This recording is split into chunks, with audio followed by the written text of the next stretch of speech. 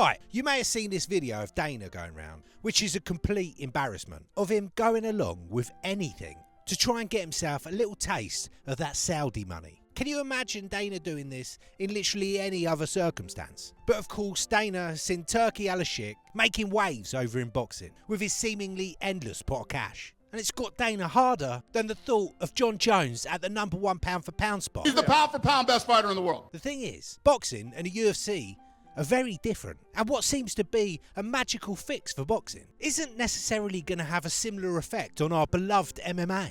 In fact, it could be the opposite. Let's have a look. First of all, what's it done in boxing? Well, as we all know, due to boxers being with different management companies and all the different commissions, it's an absolute shit show. Years pass by with none of the best ever fighting each other. That Turkey bloke comes along and all of a sudden everyone's best friends. And like magic, they all start fighting each other. Who'd have thought? All it needed was hundreds of millions injected from an outside source. But that is problem number one. The whole sales pitch of the UFC has always been that as it's all one thing owned by the same people, there's no friction in making the matchups. So the best fight the best, with no fucking around. And it's mostly true, and we love it. With only a couple of exceptions, the best fight the best, and the champs fight the top contenders. And we, the fans, find something to moan about regardless. So when this Turkey's added into the mix, that problem doesn't exist to fix. Not only that, but all the fighters over in boxing are having a field day, getting the biggest paydays of their career. Meanwhile, over in UFC land, Dana holds all the cards and effectively owns all the fighters. Eddie Hearn and Frank Warren are licking their lips, getting 10% or whatever they get from their fighters from their 100 million paydays. When you know that's going to be the complete opposite of how it'll go down with old Cottonfield Dana.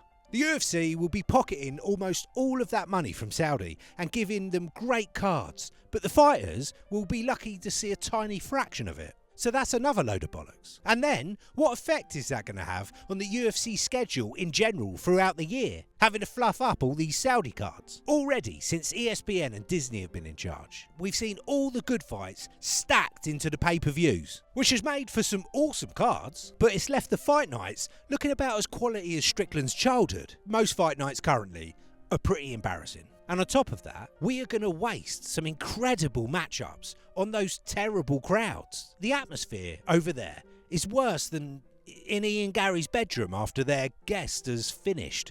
And then, yet another problem with it. So far, all these cards that we've seen over that way, we've seen some of the worst refereeing, decisions and favouritism in recent years. It's been horrific, and it's been blatant. Just on that recent fight night, it was rampant. Sharapudin Magomedov got away with murder, even getting a performance bonus after having to cheat his way to beating a cab driver on a few days' notice. There was one set of rules for, let's call them, the home fighters, and then a completely different set of rules for everyone else. So fighters are going to get trafficked over there and then fucked, like a naive 20-year-old in search of a modelling career. I know it's the thing at the moment to hate on the UFC and everything they do.